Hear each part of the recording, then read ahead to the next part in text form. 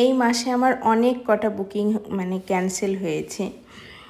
অনেকে আছো আমার ফাঁকা ডেটে তোমরা ডেট করেছো, তারপরে হঠাৎ করে মনে হয়েছে দিয়ে 1 মাস আগে ক্যান্সেল করেছো। আবার অনেকেই আছো যে আমরা বেরোবো সেই মুহূর্তে, মানে যেই দিন মানে মেকআপ করতে যাব সেই দিন তোমরা ক্যান্সেল করছো।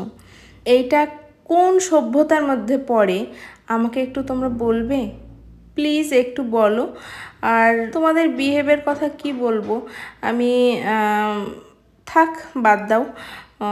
আগে তো খুব হতো, এখন আর হয় না, কিন্তু এই মাসে আমার অনেক কটা বুকিং ক্যান্সেল হয়েছে, তাই তোমাদের সঙ্গে শেয়ার করতে চাইছিলাম। তো ঠিক আছে, বাদ দাও, ওগুলো আজকে আর আমি বলছি না। ভালো মন্দ সব কিছু নিয়েই আমাদের জীবন। তো আজকে আমি ভালো কিছু নিয়েই এসেছি। আজকে অসম্ভব সুন্দর একটা ব্রাইড, আর শুধু সুন্দর না, তার কোনো ডিমান্ড নেই, কিন্তু আমি তাকে দেখে মনে মনে আমি একটা লুক ভেবেছিলাম, আর সেই সেম লুকে আমি ক্রিয়েট করেছি, আর সেটাই তোমাদের সঙ্গে শেয়ার করার জন্য। এই লুকটা আমারই পছন্দ সেটা না, আমার ব্রাইডও চেয়েছিল আমি এইরকমই তাকে একটা লুক দিই।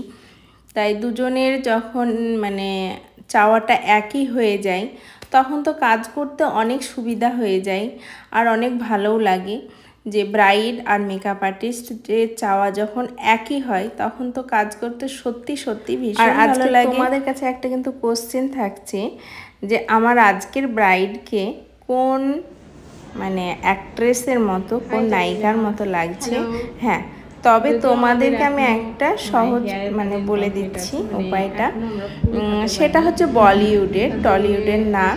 তো তোমরা কিন্তু অবশ্যই অবশ্যই জানাবে যে কার সঙ্গে আজকের ব্রাইডের হুবহু মানে চেহারার মিল আছে।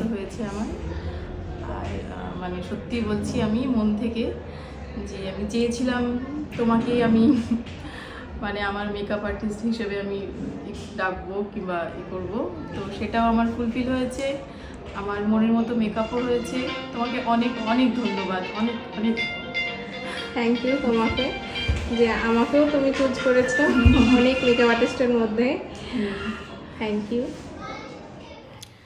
আমার ব্রাইডকে আজকে ভীষণ ভীষণ মিষ্টি লাগছে, আমি বলে তোমাদেরকে বোঝাতে পারবো না। আমি তার সামনেই অনেকক্ষণ বসেছিলাম, তাকেই দেখছিলাম দু চোখ ভরে, যে সত্যি মানে রানী।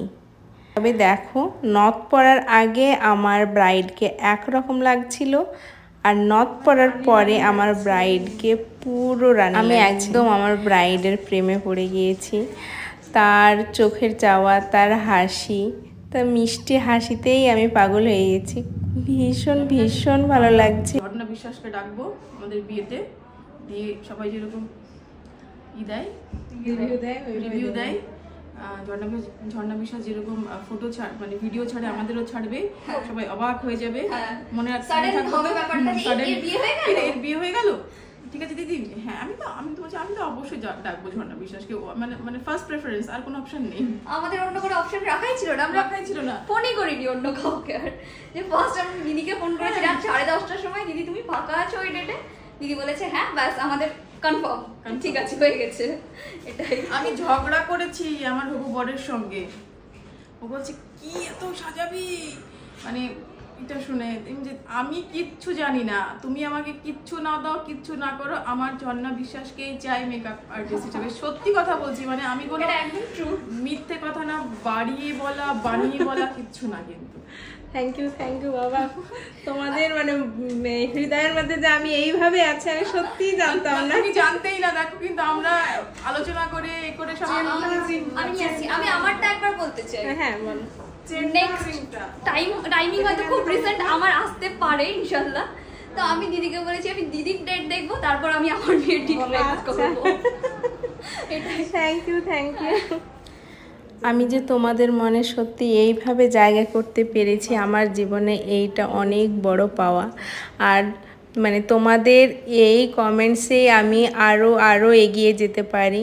আমার মনে হয় যে আমি আরও কিছু জানতে চাই, আরও কিছু শিখতে চাই, তোমাদেরকে মনের মতো করে আমি সাজাতে চাই। যখন আমি সাজাই তারপরে তোমাদের মুখের এই যে মিষ্টি হাসিটা দেখতে পাই, আমার কি যে ভালো লাগে তোমাদেরকে বলে বোঝাতে পারবো না। এতটা ভালো মনে হয় আমার, মানে এতটা শান্তি আমি কোনো কাজে পাই না যতটা আমি মেকআপ করার পর আমার ব্রাইডের মুখের মিষ্টি হাসি আমার মাঝে মাঝে বিশ্বাস করো চোখে জল চলে আসে যে সত্যি এটা আমি করেছি, এই কাজটা আমারই। আমি অবাক হয়ে যাই। অনেকে বলতো ছোটবেলায় তোর দ্বারাই কিচ্ছু হবে না, কিন্তু আমার দ্বারাতেই হয়েছে। আর আমি পেরেছি, আমি নিজেকে প্রমাণ করতে পেরেছি আজ যে আমি সত্যিই কিছু পারি। আমি সবার মন জয় করতে পেরেছি, এটাই আমার জীবনের অনেক বড় চাওয়া পাওয়া বলতে পারো।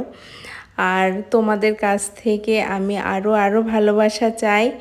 আর তোমরা এইভাবে আমার পাশে যারা কাজ শিখে বসে আছো বা আমার স্টুডেন্ট, তোমাদের উদ্দেশ্যে আমি বলছি যে এই যে কাজগুলো দেখো আমার, এইগুলো আমার 7 বছরের প্র্যাকটিসের ফলে এই রকম আমি কাজ করতে পারছি। তো তোমরা সবে শিখেছো, তোমরা হীনমন্যতায় ভুগবে না। তোমরা যত প্র্যাকটিস করবে তত শিখতে পারবে, যত ভুল করবে তত শিখতে পারবে। তাই কাজের ক্ষেত্রে ভুল আসবে, আমার কি ভুল হয় না? আমারও এখনো ভুল হয়, প্রতিদিন আমাকেও শিখতে হয়। তাই তোমরা তোমাদের মতো করে চেষ্টা করো ভালো করে কাজ করার। আর সবাই ভালো থেকো, সুস্থ থেকো। আবারও তোমাদের সাথে দেখা হবে নতুন কোনো ভিডিও।